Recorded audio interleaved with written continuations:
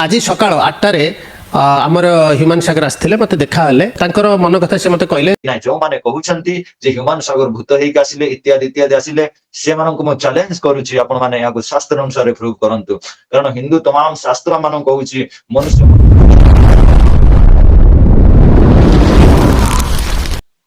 समस्त को praise Lord नमस्कार मोर प्रिय माने आज दिन मानक मध्य आपण जानी अछंते ह्यूमन सागर जे कि जने ख्रिस्टियन बोली परिचित एवं अनेक ख्रिस्टियन गीत गाई अछंती आउ ह्यूमन सागर को नै बेसी मु इंट्रोड्यूस करिया पाइन चाहे नाही जेहेतु वर्तमान से मानक मध्य नाहंती तांकरी मृत्यु को नै अनेक चंदन टीका लगे आसुथिबा बाबा माने आसुथिबा हिंदू माने एई प्रकार भाबर किछि मंतव्य देउछंती जे ह्यूमन सागर एथिपाई मरिले आउ किछि लोक माने कहउछंती ह्यूमन सागर मरिला परे कांदुथिले अनेक लोक कहउछंती आमे भूत ह्यूमन सागर भूत भेषरे आसीथिले आमे ताहांको देखिलु अनेक लोक तो एई प्रकार मध्य कहउछंती जे ह्यूमन सागर आमको देखा देले एई प्रकार हिंदू माने कहउछंती ह्यूमन सागर को नै अनेक विषय चली अछि हेले आमे माने ख्रिस्टियन वास्तव रे ह्यूमन सागर केउ जगह रे अछंती आउ तांके स्वर्ग गले ना नरक गले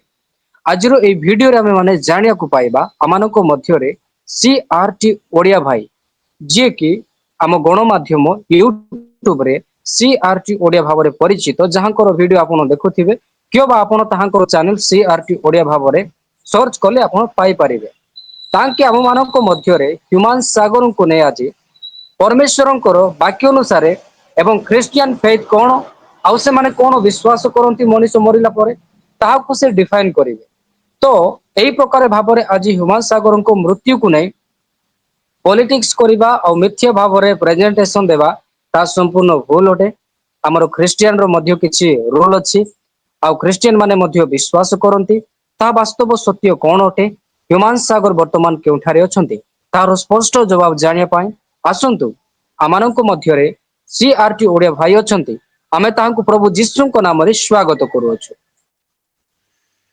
ओके प्रभु जीसस अति मधुर और बहुमूल्य नाम रे आपण प्रत्येक को praise the Lord first of all मो ब्रदर को धन्यवाद देवा को चाहे कारण ब्रदर मते एई टीवी शो को आनिसंती तो जेमिति भाई कहिले जेमिति आपण माने देखि पारथिबे ह्यूमन सागरंकर मृत्यु पर अनेक लोक अनेक हिंदू भाई माने विभिन्न प्रकार कथा कहउछंती जो माने सोशल मीडिया को आसुन थिले से माने मध्य वायरल हेबा निमंते ह्यूमन सागरंकर नेम यूज करी विभिन्न प्रकार कथा कहउछंती आ अनेक लोक चंदन टीका लगेई कहउछंती जे ह्यूमन सागर भूत भाव रे आसी कि मते दर्शन देले एन भूत वेशरे आसी कि मो सहित कथोपकथन कले आ केते जण कहउछंती जे ह्यूमन सागर कांदु थिले तो ई तमाम विषय सब आमे डिस्कस करिवा आ केते जण तो कहउछंती जे से पुनर्जन्म नै कि श्री जगन्नाथ गीत गाइबे तमाम विषय तो दर्शक बंधु आपण समस्ते जानती ह्यूमन सागर जने ख्रीष्टीय विश्वासी थिले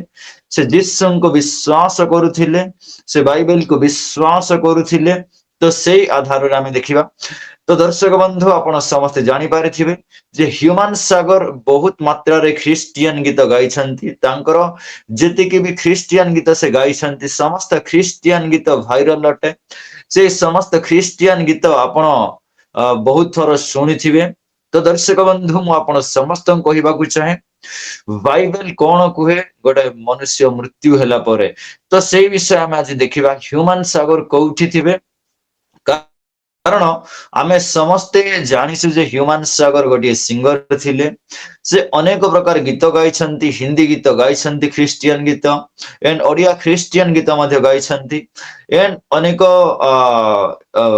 फिल्म इंडस्ट्री पई मध्य गीत गाइछंती सेति पई अनेक ख्रिस्टियन भाई माने मध्य कहंती जे ह्यूमन सागर एमिते गायन करूथिले तो जहा इच्छा से माने मध्य कहउछंती तो मु आपण मानन को वास्तव रे आज कहिबा को चाहे कि ह्यूमन सागर कोउठी थिबे तो दर्शक बंधु जते बेले आपण देखिथिबे कि ह्यूमन सागर इंडस्ट्री को आसिया पूर्वरु से बहुत जगह रे गीत मध्य गान करूथिले तांकर मो पिक्स गुडा को सब देखिची से बहुत प्रेयर अटेंड्स करूथिले प्रभु ताहांको गोटे बहुत मधुर कंठ देइछंती से कंठ माध्यम रे से परमेश्वरंकर उपासना करूथिले एंड परमेश्वरंक निमंते गीत गान करूथिले इंडस्ट्री को आसिया पूर्वरु इंडस्ट्री को आसिया परे से मतलब हिंदू भाई मान अराउंड रे रहिले एंड से मानक ପାଇଁ गीत गान कले एंड मझिरे आपण देखि पारिथिबे अनेक लोक जगन्नाथ भजन गाइबाकू ह्यूमान सागर को फोर्स कले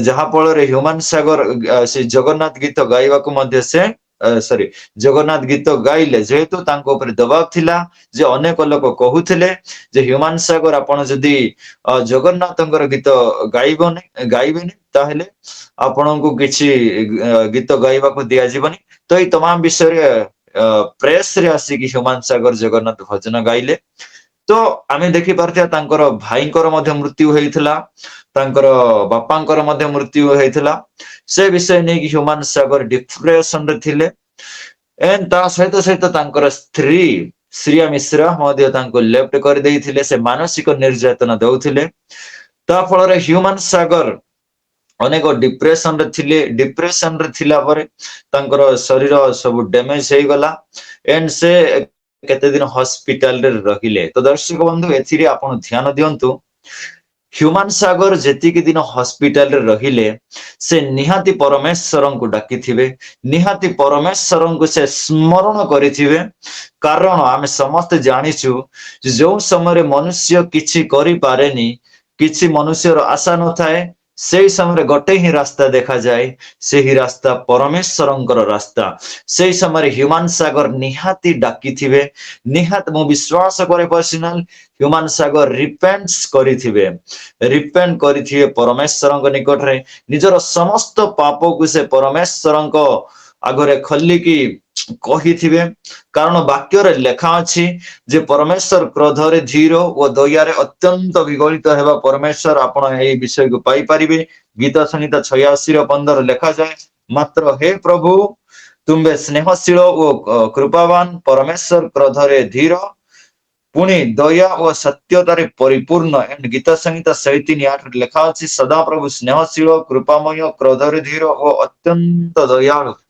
से दयालु परमेश्वर क्षमा करने को सक्षम अटंती हाँ दर्शक बंधु जिते बेला आपण देखिबे नूतन नियम रे से समय जीशुଙ୍କ सहित दी चोर मान को टंगा हेतिला दी चोर मान मध्यरु गोटे चोर तांको निंदा कला एंड कहिला तमे जदि वास्तव रे ईश्वरंकर पुत्र ताहेले आमको मध्य बंचाओ निजे बंची जाओ एंड आमको मध्य बंचाओ किंतु अन्य गोटे चोर से कहिला हरे तांको धमक देई कहिला जे आमे तो आमर कर्म अनुसार आमे सजा पाउछु एई तो निर्दय लोकटे जहां को कौनसी दंड पाइबार योग्य नहीं से मनुष्य आम मानक मध्य दंड पाउछि तो सही समय से गोटे चोर जीशु को कहिला आपण जदि आपण राज्य को जीवे ताहले मते निहाती स्मरण करिवे देखंतु से समय जीशु कहउछंती आज तुमे मो सहित पारदेश रे थिबो यस आज तुमे मो सहित पारदेश रे थिबो सही समय रे देखंतु से चोर गुड़ाक जहां प्राण दंड योग्य थिला से शेष समय रे मध्य से रिपेंट कला जीशुଙ୍କ निकट रे जते रिपेंट कला परमेश्वर ताहांकर से पश्चाताप को स्वीकार कले एंड ताहांको ग्रांट कले एंड कहिले आज तुमे मो सहित पारदेश रे थिबो तो दर्शक बंधु मु आपण समस्त को कहबा को चाहे जदि कोई मनुष्य शेष समय रे रिपेंट करे सच्चा रिपेंट करे ईश्वर ताहांको क्षमा करंती ताहांकर पाप को से क्षमा करबा को सक्षम परमेश्वर अटंती कारण आमानकर परमेश्वर क्रोध रे धीर ओ दया रे अत्यंत विगलित हेबा परमेश्वर तो मु विश्वास करे परमेश्वरଙ୍କ निकट रे निहाती ह्यूमान सागर थिले आउ किछि विषय मु आपण समस्त को कहबा को चाहे जो माने कहंती हिंदू भाई माने ह्यूमान सागर भूत हेइ आसिले ता मिथ्या कथा हिंदू धर्म शास्त्र कुहे हिंदू मो पाखरे अछि श्रीमद भगवत गीता अच्छी अथर्व वेद अच्छी मु आज आपण माननको प्रमाण करिवि जे मनुष्य मल्ला परे केबे मध्य भूत हुए नाही मनुष्य मल्ला परे केबे मध्य भूत हुएनी तो ब्रदर जेपी मु किछि विषय आपण को कहिली तो आपण ए विषय कोन मंतव्य देबा को चाहिबे आपण किछि आपण टिप्पणी रखंतु देन ए विषय रे हमें कथा हेबा जे ह्यूमान सागर भूत हे कि गोटे भाई कहउथिले जे आसिक मो सहित कथा हेले एंड ह्यूमान सागर कांदुथिले एमती किछि मंतव्य रखिछंती तो आपण किछि टिप्पणी रखंतु देन मु आगु जेबे निहाती भावरे आउ आमे ବହୁତ ବହୁତ ଆପଣଙ୍କୁ ଧନ୍ୟବାଦ ଦେବା ପାଇଁ ଚାହୁଁ। ଆଉ କିଛି ଲୋକମାନଙ୍କ ପାଖରେ କନଫ୍ୟୁଜନ ଅଛି। ଆ ଆମେ ପ୍ରଭୁଙ୍କର ଲୋକ, ଦୁନିଆର ଗୀତ ନ ଗାଇବା କଥା। କିନ୍ତୁ ହ୍ୟୁମାନ ସାଗର ଅନେକ ସାଂସାରିକ ଗୀତ ଗାଇଛନ୍ତି, ଅନେକ ବିଷୟ କରିଛନ୍ତି। ସେ କେମିତି ସ୍ଵର୍ଗକୁ ଯିବେ ବୋଲି କିଛି ଲୋକମାନଙ୍କର ପ୍ରଶ୍ନ ଥିବ। ସେମାନଙ୍କୁ ଆପଣ କଣ କହିବା ପାଇଁ ଚାହିଁବେ? ତ ମୁଁ ସେମାନଙ୍କୁ କହିବାକୁ ଚାହେଁ, ମନୁଷ୍ୟ ସମସ୍ତେ ପାପୀ। ମନୁଷ୍ୟ କେହି ମଧ୍ୟ ପୂର୍ଣ୍ଣ ନୁହନ୍ତି, କେହି ମଧ୍ୟ ପବିତ୍ର ନୁହନ୍ତି। କିନ୍ତୁ ବାଇବେଲ କଣ କୁହେ? ଯେ କେହି ନିଜର ପାପକୁ ସର୍ବସ୍ତ ଭାବରେ ଈଶ୍ୱରଙ୍କ ସମ୍ମୁଖରେ କନଫେସ୍ କରେ, ସେ ଉଦ୍ଧାର ପାଇବ। ୟେସ୍। ତ ହ୍ୟୁମାନ ସାଗର ଭଲେ ହିଁ ସେ ଜାଗତିକ ଗୀତ ଗାଇଥିଲେ, ସାଂସାରିକ ଗୀତ ଗାନ କରିଛନ୍ତି, କିନ୍ତୁ ନିହାତି ସେ ଶେଷ ସମୟରେ ଈଶ୍ୱରଙ୍କ ନିକଟରେ ନିଜର ପାପକୁ ସ୍ୱୀକାର କରିଥିବେ। ଯେତେବେଳେ ସେ ଈଶ୍ୱରଙ୍କ ନିକଟରେ ନିଜର ପାପକୁ ସ୍ୱୀକାର କରିଥିବେ, ଈଶ୍ୱର କ୍ରୋଧରେ ଧୀର ଓ ଦୟାରେ ଅତ୍ୟନ୍ତ ବିଗଳିତ ହେବା ପରମେଶ୍ୱର, ସେଇ ପରମେଶ୍ୱର ତାହାଙ୍କୁ କ୍ଷମା କରିଥିବେ। ଆଉ ଗୋଟେ ପ୍ରଶ୍ନ ଆଜ୍ଞା, ଯେ ପ୍ରକାରେ ଆପଣ ଆଜ୍ଞା କହୁଛନ୍ତି ମନୁଷ୍ୟ ଦୁନିଆରେ ହ୍ୟୁମାନ ସାଗର ଯେମିତି ଦୁନିଆରେ ସବୁ ତାଙ୍କେ ଏଞ୍ଜୟ କରିଛନ୍ତି। ଆଉ ପ୍ରଭୁଙ୍କ ବିରୋଧରେ ମଧ୍ୟ ଅନେକ ସମୟରେ ଯାଇଛନ୍ତି। ତ ଲୋକମାନଙ୍କ ମନରେ ଗୋଟେ ପ୍ରଶ୍ନ ଥିବ। ଯେ ପ୍ରକାରେ ଆପଣ କହୁଛନ୍ତି, ଶେଷ ସମୟରେ ମୃତ୍ୟୁ ପୂର୍ବେ ସେ ନିଜର ପାପକୁ ସ୍ୱୀକାର କରିବେ। ମୃତ୍ୟୁ ପୂର୍ବେ ଦୁନିଆରେ ମଣିଷ ସବୁ ବିଷୟ କଲା ପରେ ମୃତ୍ୟୁ ପୂର୍ବେ ଯଦି ସେ ସ୍ୱୀକାର କରିବ, ପ୍ରଭୁ ତାହାକୁ କେମିତି କ୍ଷମା ଦେବେ? କୋଉ ବାକ୍ୟ ଆଧାରରେ ଆପଣ ଏ ବିଷୟକୁ କହିପାରୁଛନ୍ତି? ଦେଖନ୍ତୁ, ଆପଣ ଏ ବିଷୟକୁ ପାଇପାରିବେ ଲ୍ୟୁକ ଲିଖିତ ସୁସମାଚାର ତାର ଅଧ୍ୟାୟ ନମ୍ବର 23 ପଦ ନମ୍ବର 17ରୁ ଯଦି ଆପଣ 37ରୁ ଯଦି 43 ପର୍ଯ୍ୟନ୍ତ ଦେଖିବେ, ଏଠାରେ ଦୁଇ ଚରଙ୍କ ବିଷୟରେ ଉଲ୍ଲେଖ କରାଯାଇଅଛି।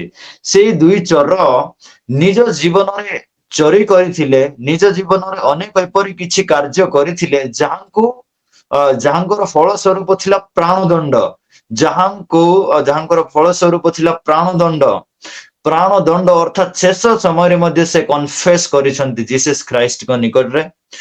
ଜିସସ୍ ଖ୍ରାଇଷ୍ଟ ତାଙ୍କୁ କହିଲେ, ତୁମେ ବିଶ୍ୱାସ କଲ, ତୁମେ କନଫେସ୍ କଲ, କାରଣ ପରମେଶ୍ୱର ହୃଦୟକୁ ଦେଖନ୍ତି, ପରମେଶ୍ୱର ବାହ୍ୟ ରୂପକୁ ଦେଖନ୍ତି ନାହିଁ। ଯେମିତି ପୁସ୍ତକରେ ଲେଖା ଅଛି ଯେ ପରମେଶ୍ୱର ଅନ୍ତଃକରଣକୁ ଦେଖନ୍ତି।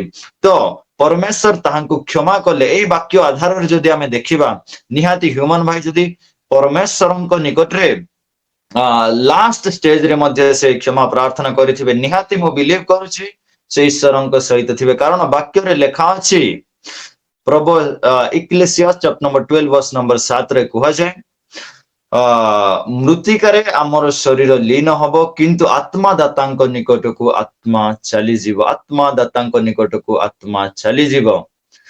ଯେତେବେଳେ ଆମେ ଟ୍ରୁଲି କନଫେସ୍ କରିବା, ଯେତେବେଳେ ଆମେ ଶେଷ ସମୟରେ ମଧ୍ୟ ଈଶ୍ୱରଙ୍କ ଠାରେ ନିଜର ଗତି ସମର୍ପଣ କରିବା, ତାହେଲେ ନିହାତି ଆମମାନଙ୍କର ପରମେଶ୍ୱର କ୍ରୋଧରେ ଧୀର, ଦୟାରେ ଅତ୍ୟନ୍ତ ବିଗଳିତ ହେବା ପରମେଶ୍ୱର, ସେ ସମସ୍ତ ବିଷୟକୁ କ୍ଷମା କରିବେ। Thank you very much. ତେବେ ଯେ ପ୍ରକାରେ ଆପଣ ବାକ୍ୟ ଅନୁସାରେ କହିଲେ, ଆଉ ବାକ୍ୟକୁ ସମସ୍ତେ ବିଶ୍ୱାସ କରିବା ମଧ୍ୟ ଆବଶ୍ୟକ ଅଟେ। ବାକ୍ୟ ଠାରୁ ବଡ କେହି ମଧ୍ୟ ନୁହେଁ। ଯେ ପ୍ରକାରେ ଚୋର ଶେଷ ସମୟରେ, କାହିଁକି ନା ସେ ଅନେକ ଚୋର କରିଥିଲା, ଅନେକ ପାପ କାମ କରିଥିଲା, ତାଙ୍କୁ ମୃତ୍ୟୁ ଦଣ୍ଡ ସେଇ ସମୟରେ ଯଦି ଆମେ ଦେଖିବା, ଯିହୁଦୀ ମାନଙ୍କର ଗୋଟିଏ ପ୍ରଥା ଥିଲା, ଯେକୌଣସି ବ୍ୟକ୍ତି ଯଦି ବଡ ପାପ କରେ, ସେଇ ସମୟରେ ସେ ତାହାକୁ କ୍ରୁଶରେ ଦଣ୍ଡ ଦେବାର ଗୋଟେ ବିଧାନ ଥିଲା, ରାଇଟ।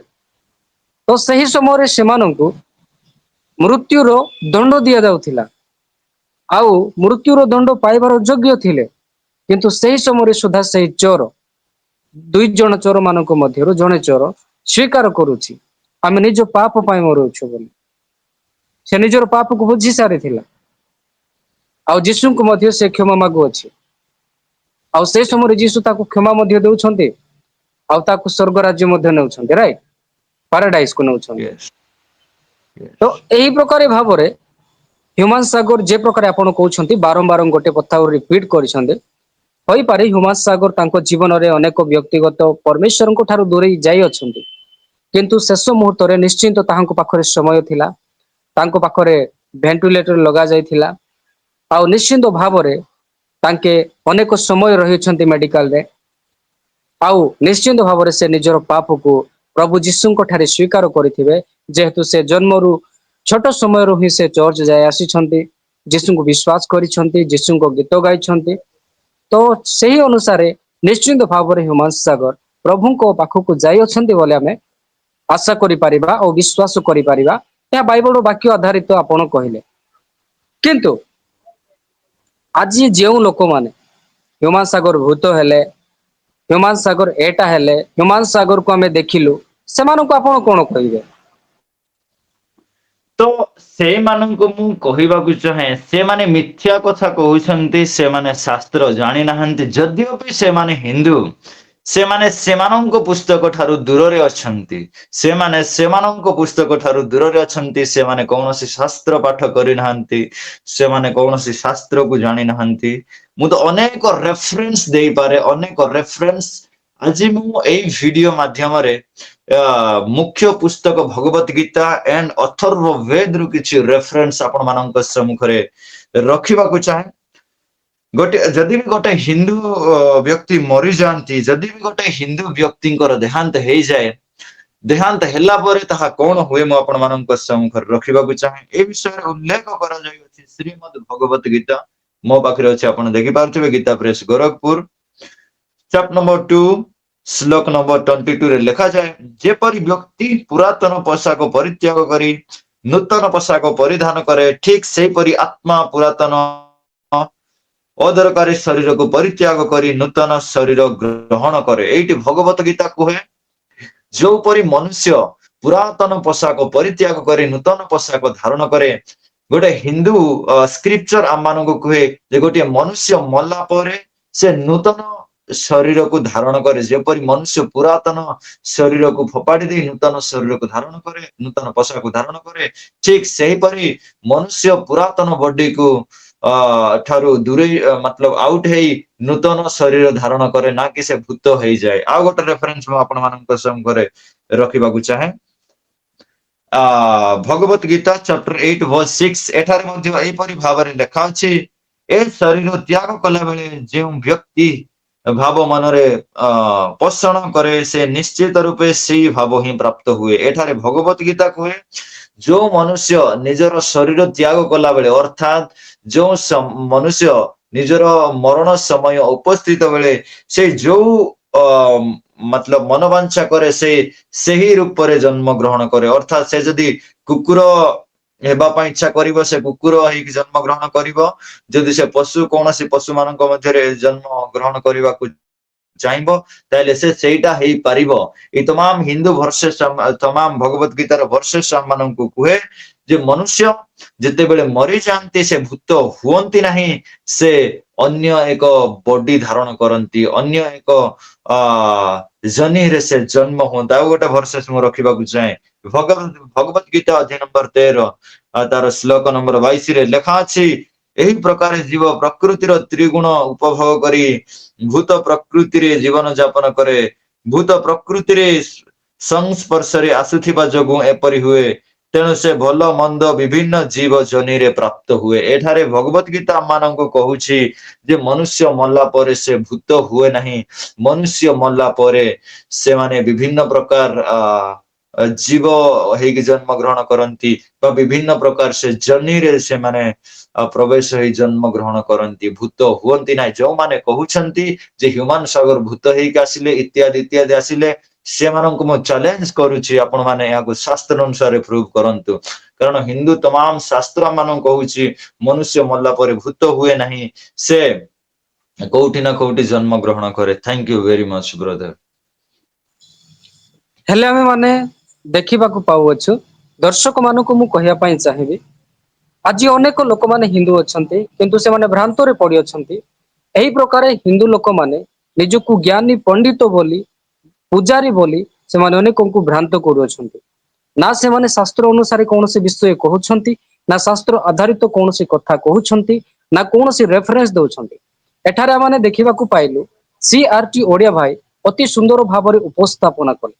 ଖ୍ରୀଷ୍ଟିଆନିଟି ଅନୁସାରେ, ବାଇବଲର ବାକ୍ୟ ଅନୁସାରେ ମଣିଷ ମଲା ପରେ କଣ ହୁଏ, ଆଉ ହିନ୍ଦୁ ଶାସ୍ତ୍ର ଅନୁସାରେ ମଧ୍ୟ ତାଙ୍କେ ରେଫରେନ୍ସ ସହିତ ହିନ୍ଦୁ ଶାସ୍ତ୍ର ଅନୁସାରିତ ମାନେ ଯୁକ୍ତିଯୁକ୍ତ ପ୍ରମାଣ ସହିତ ସେ ଆମମାନଙ୍କ ମଧ୍ୟରୁ ଉପସ୍ଥାପନା କଲେ ମଣିଷ ମଲା ପରେ କଣ ହୁଏ। ତେବେ ମୁଁ ଆପଣଙ୍କୁ ଏତିକି କହିବି, ଆପଣ ଏଇ ଭିଡିଓକୁ ବହୁତ ମାତ୍ରାରେ ସେୟାର କରନ୍ତୁ, ଲୋକଙ୍କ ପାଖକୁ ସତ୍ୟତା ପହଞ୍ଚାନ୍ତୁ।